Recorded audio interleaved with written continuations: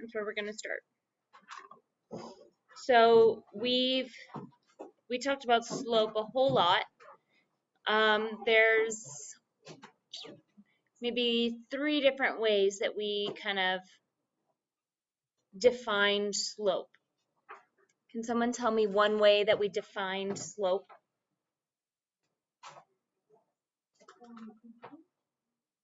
So that's a way that we can find the slope, yes. A way to define slope? A way to define slope. Your rise over. Yeah, exactly. Rise over run, that's what I was looking for. Yep, or the change in y over the change in x. Or, let's not do equals. Or we can use our slope formula. Someone tell me what the slope formula is? Y equals x plus b. That's not the slope formula. That's the slope-intercept equation. Oh, it's change in y over change in x. It's the change in what it y2 over x2 minus x1. Exactly. y2 minus y1 over x2 minus x1. That's still change in y over change in x. Rise over run, right? Vertical change over horizontal change. Let me get this plugged in.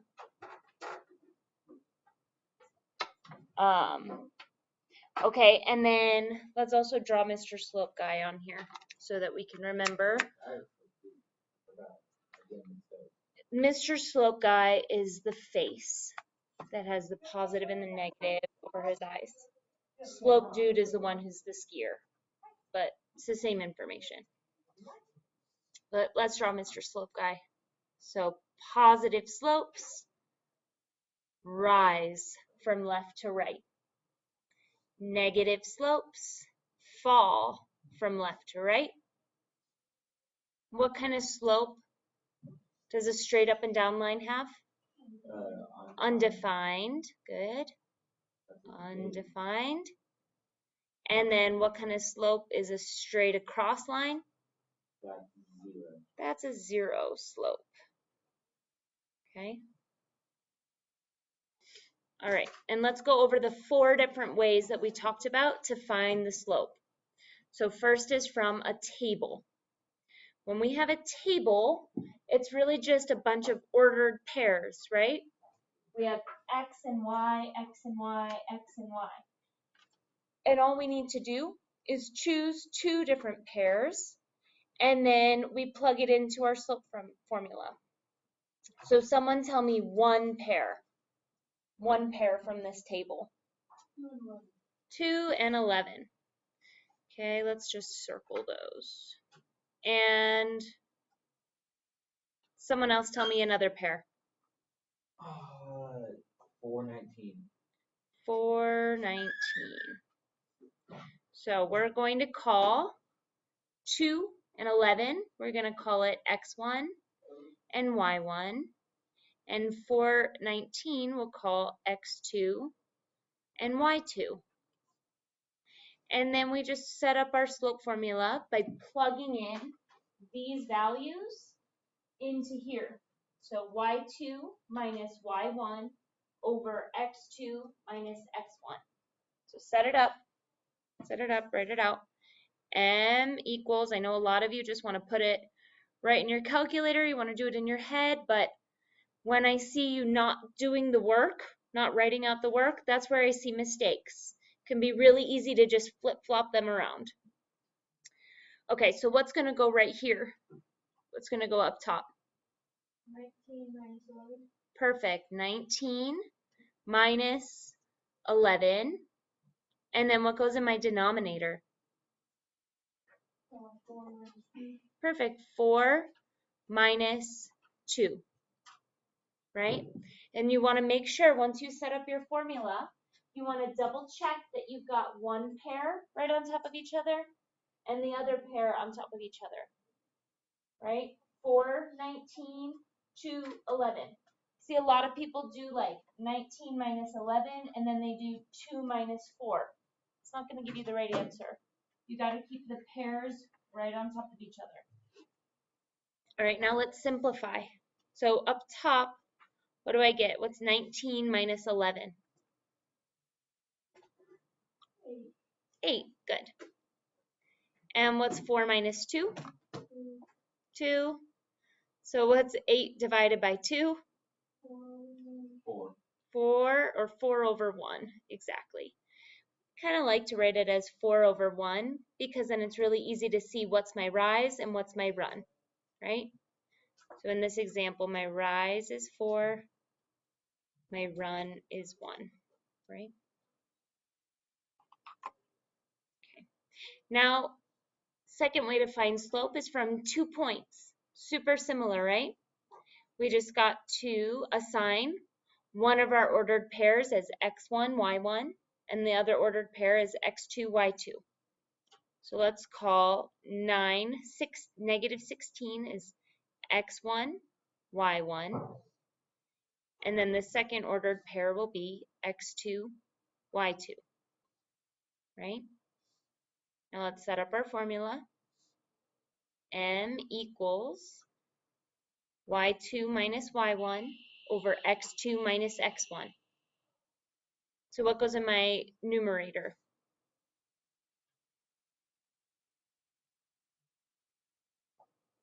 What's y2? What did I label as y2? 11 minus negative 16. Yeah, 11 minus negative 16. 11 minus negative 16. 11 minus negative 16. And then what goes in my denominator? 18 minus 9. 18 minus 9. Perfect. Oops. So now let's simplify.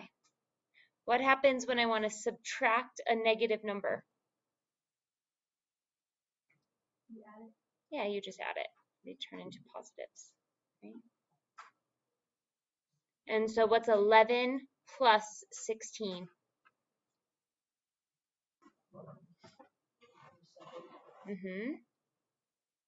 And what's 18 minus 9? 9. 9. And then we simplify. What's 27 divided by 9?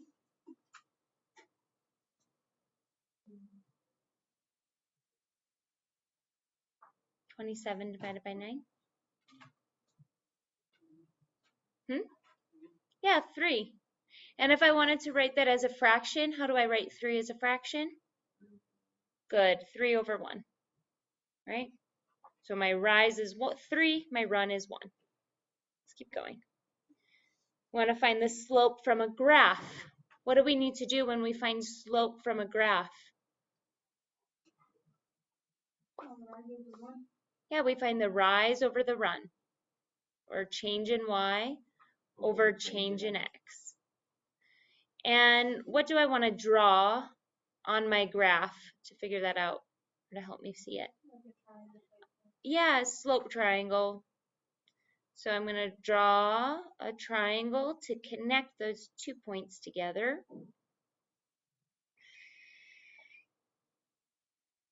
And how tall is that triangle? 1.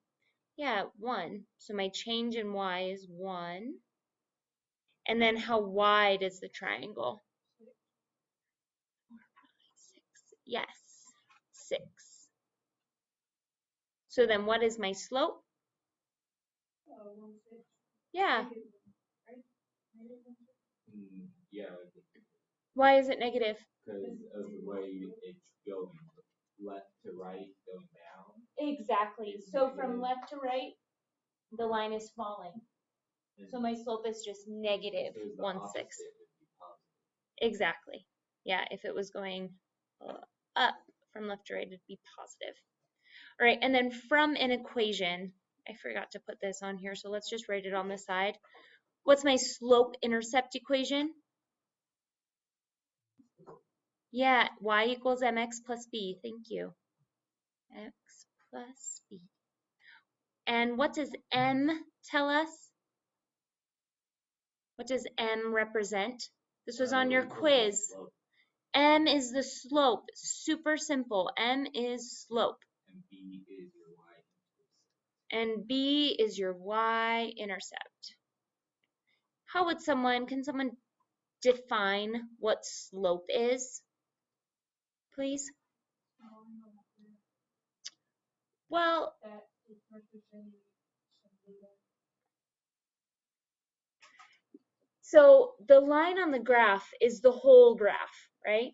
But what does the slope tell you about that line? Two words I'm looking for.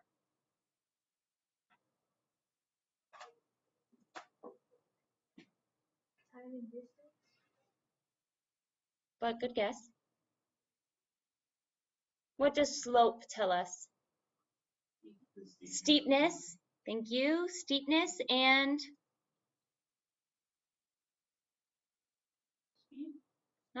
yeah, but the speed is kind of in the steepness, right? The steeper the line, the faster the speed.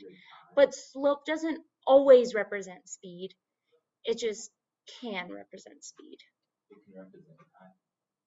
No, because time is just like that independent variable. Think about the cars that we had. There were two that were driving north and one that was driving south. So the cars were going in different directions. So steepness and direction. But technically, your steepness also depends on the direction. Well, but you can have a steep line that was going north, and you could have a steep line that was going south. Direction, by direction I mean, is it a positive slope or a negative slope? And then what is your y-intercept? Someone please define y-intercept for me. Where it crosses the y-axis. Yes, where the graph crosses the y-axis. Crosses the y-axis. Okay. So from these equations that are given here, I want to just find the slope.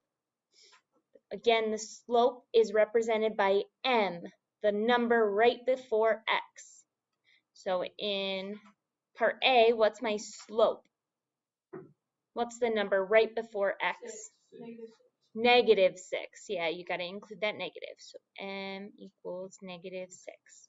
How about in part B? What's my slope? 1. How do you know it's 1? I don't see a 1 there. It usually has an invisible one. Exactly, yeah. So x is always equal to 1x, right? That 1 is just invisible.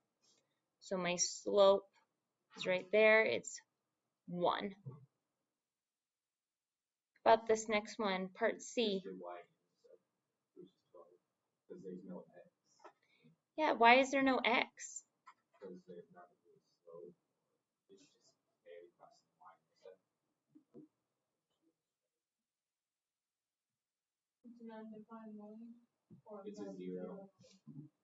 It's 0. Otherwise, it would be Because think about this, 0x just equals nothing, right? Yeah. So this is like we have 0x in here, so my slope is 0. And then what about in part D? What's my slope?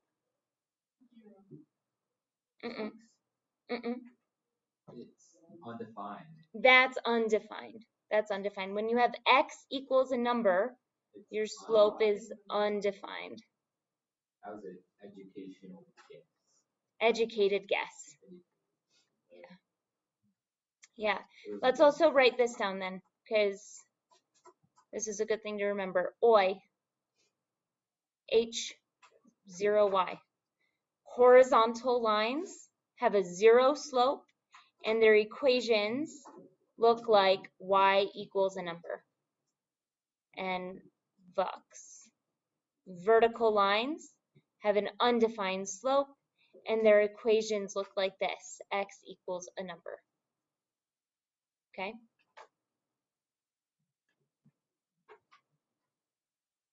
All right. Recursively defined sequences. What are the two parts of a recursive rule? Good. Starting position. And what's the second part of a recursive rule? The directions to go from place to place. Not the direction, but just a rule on how we go from term to term. The rule to go from term to term. So just for an example, when we were looking at the cars for the pickup truck, we started at 0 and we added, I think, 66 for every hour driven.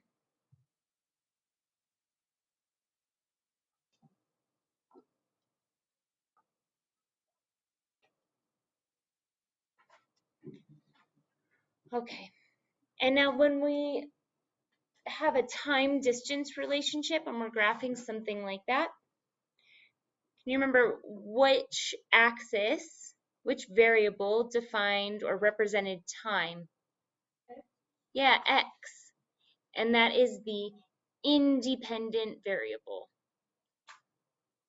Independent variable. And distance was represented by what? Yeah, by y, which is the dependent variable.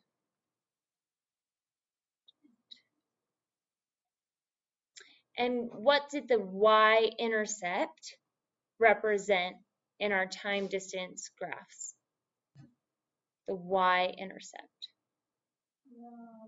Where it crosses the y-axis. Yes, it's where it crosses the y-axis, but what does it represent in, like, not in math terms, but in real terms?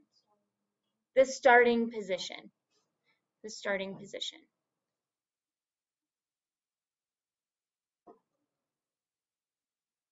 And what did the slope represent? Yeah, the speed. Exactly. Okay. So you guys are going to be able to use this paper on your test tomorrow, right? Let's flip over to the other side. Talk about solving equations, and then once we get through this, the notes, I'm going to give you some time to practice solving equations a little bit more, all right? First step, though, is we need to remember how to combine like terms. So, yeah, so how do you know that if two terms are alike? Because they're either the same number or they have the same variable, or they if they're negative or positive. Negative positive doesn't have anything to do with it, but they have to have the same variable or variables with the same exponents. All right?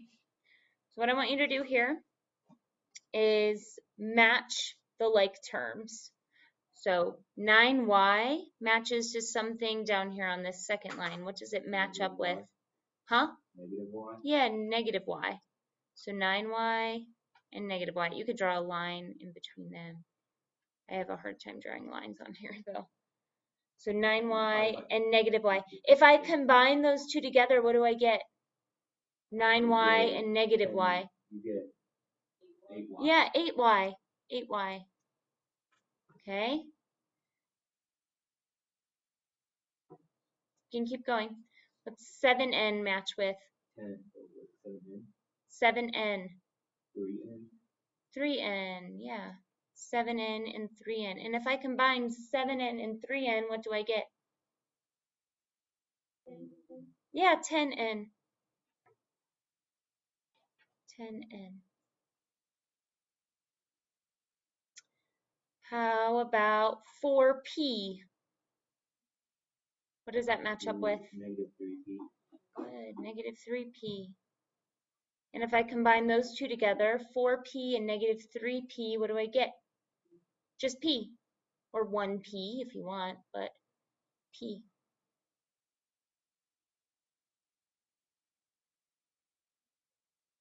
About 1. What does 1 match up with? 4. And negative 10, yeah. 4 and negative 10. And if I combine those three numbers together, what would I get? Negative 5. As I think about it, like 1 and 4 is 5.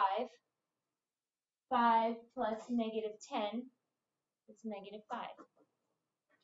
There you go, negative 5.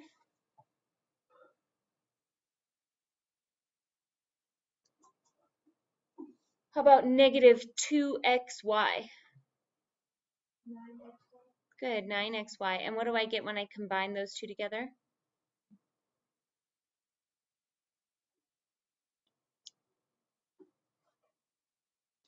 (9xy) and negative 2xy. What do I get when I combine them together? Yeah, 7xy.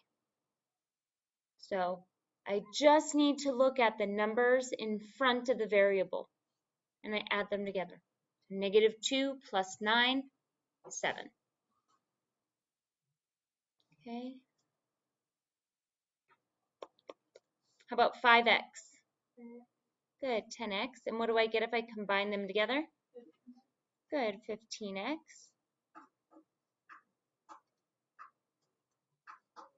And what about 6pq squared? 4pq. Good. And what do I get when I combine them together? Yeah, exactly. Again, just look at the number in front of the variables and add it together. So 6 plus 4, that's 10pq squared. And make sure you keep the variables just the same, right?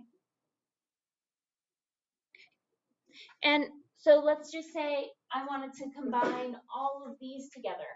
What do I need to put in between them all?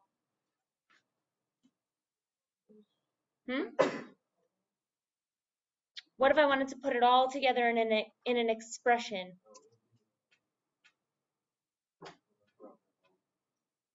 Parentheses? Not parentheses. Nope.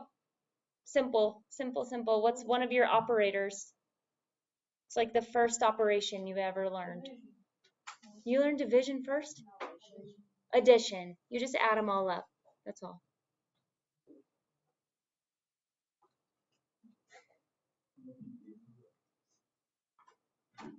Okay. Now, talking more about solving equations. What's our goal when we're solving equations? What do we want to do?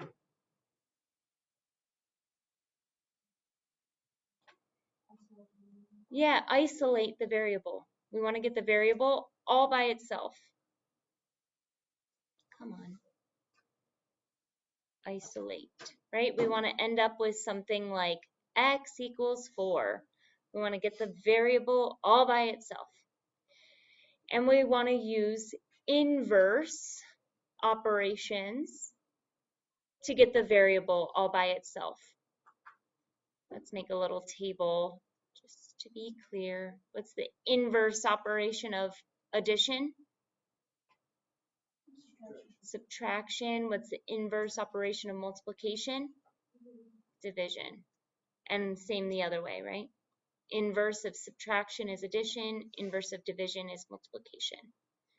And we can use any operations we need to get the variable all by itself, but whatever you do to one side, you have to do to the other. You must do to the other.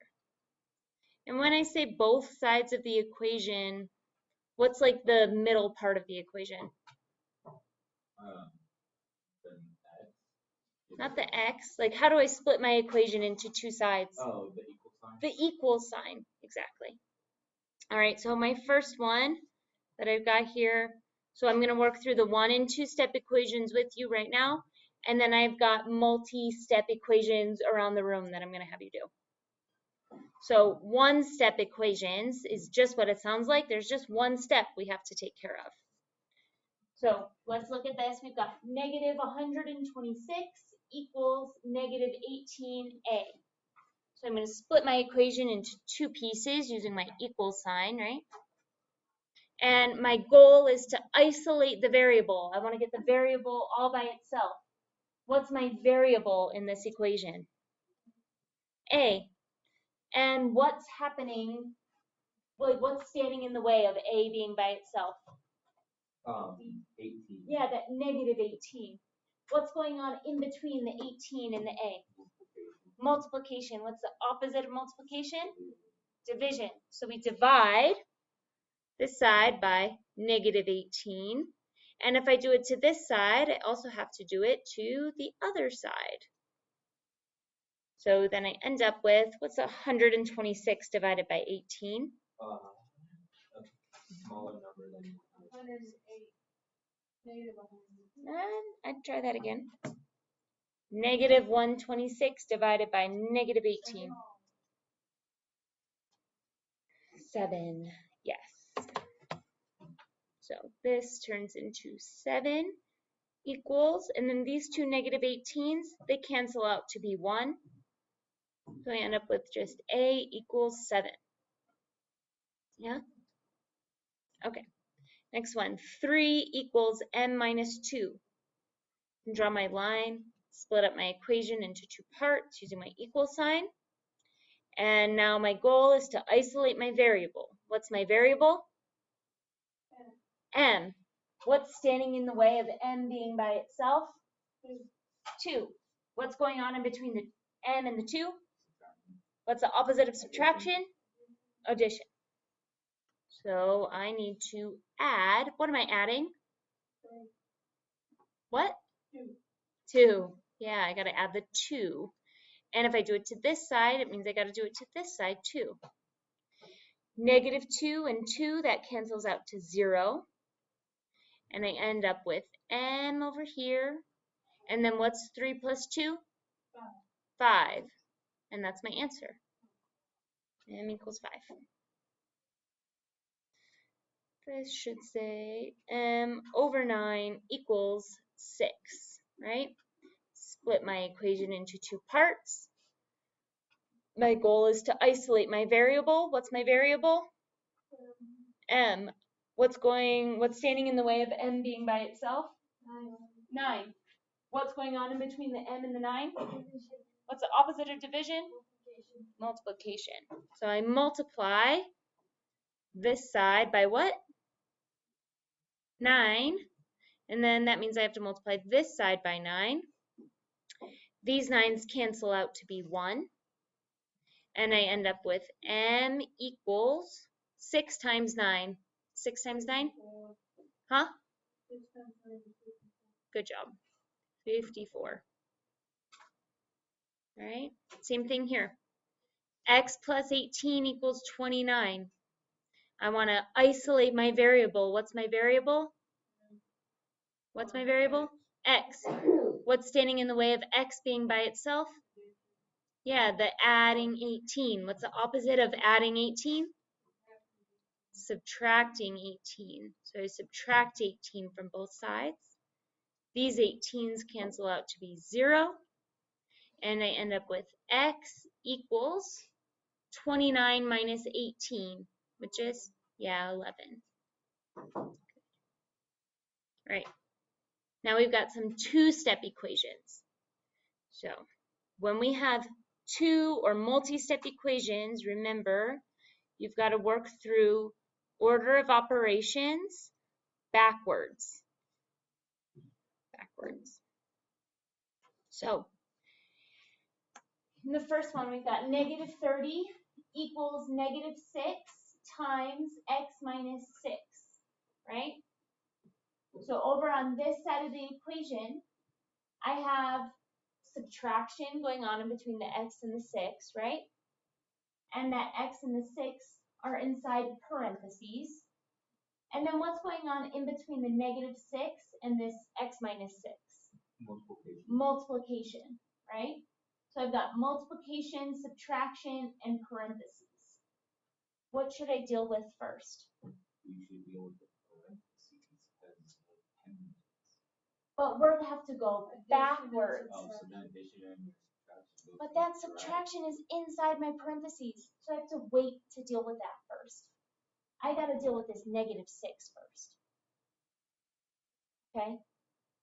So how am I going to undo multiplying by negative 6? You divide by negative 6. You divide by negative 6. So I'm going to divide this side by negative 6, divide this side by negative 6. Right? And these 6's over here on the right side of the equation, they cancel out to be 1. So I'm left with just x minus 6 equals, and what's negative 30 divided by negative 6? 5.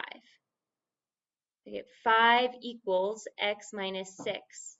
And now what do I need to do to isolate my x?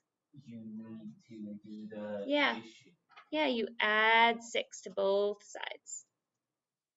And I end up with x equals 11, right? Because these 6's cancel out. I'm left with just 11. Right. Take a look at number 6. It's super similar, except 5 has parentheses and 6 does not. So what should be my first step here? What's the first thing I need to undo in number 6? The subtraction. I've got to start with my subtraction first. So I need to undo this minus 6. What's the opposite of subtracting 6? Addition. So I add 6, add 6. Right? And what's negative 30 plus 6? Good, negative 24. These 6's canceled out. So I end up with negative 24 equals negative 6x. And then my variable still is not isolated. What do I need to do to isolate my x? Huh? Well, what's going on in between this negative 6 and the x? Multiplication. What's the opposite of multiplication? Division. So what do I need to do to isolate x? Good. Divide by negative 6. Divide by negative 6. These 6's cancel out to be 1. And what's negative 24 divided by negative 6? 4. 4 equals x. Right? 2 more. So this one I've got 9 plus n divided by 3 equals 6. What do you think I need to do first? Hmm?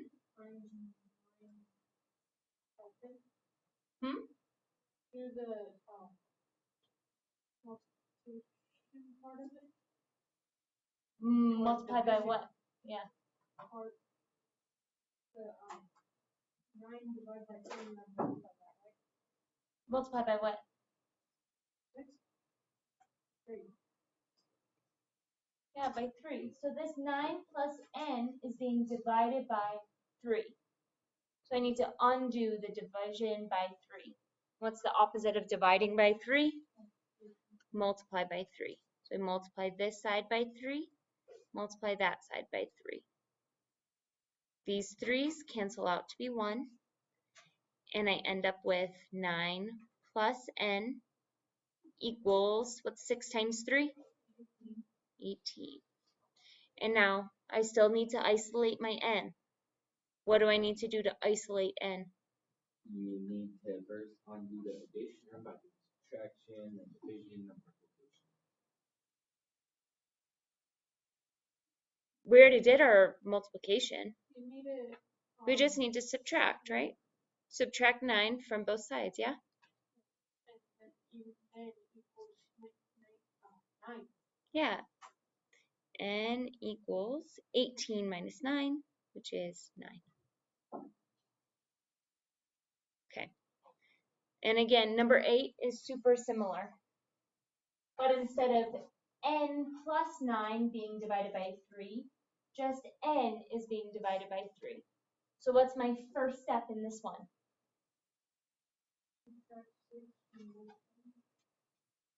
Not 6.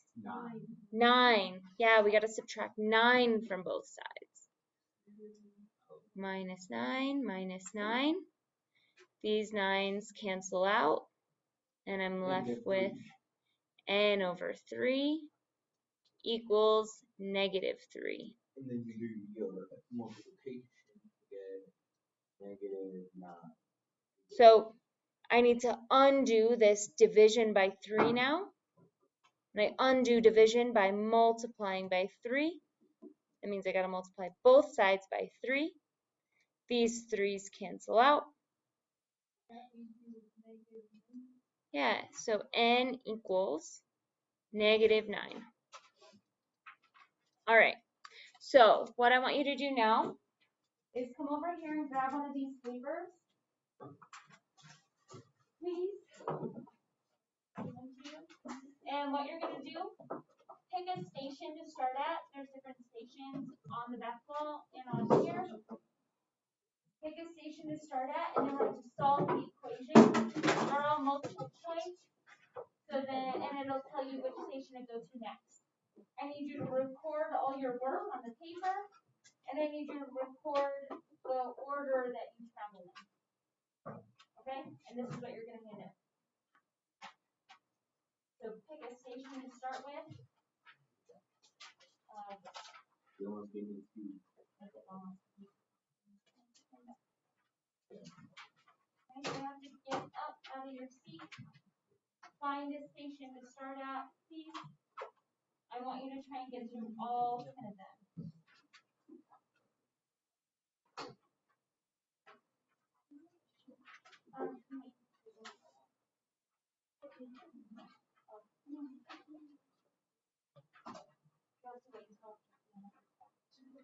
So please keep your phones away.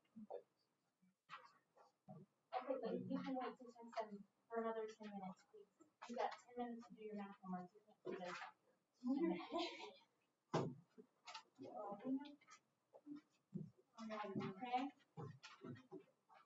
You have 3 people. I think.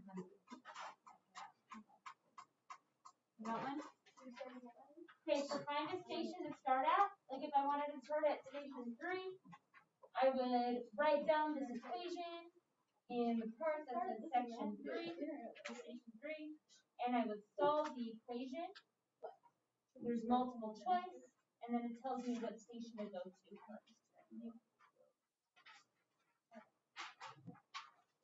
We gotta get up. We gotta get up. Please go to a first station, please.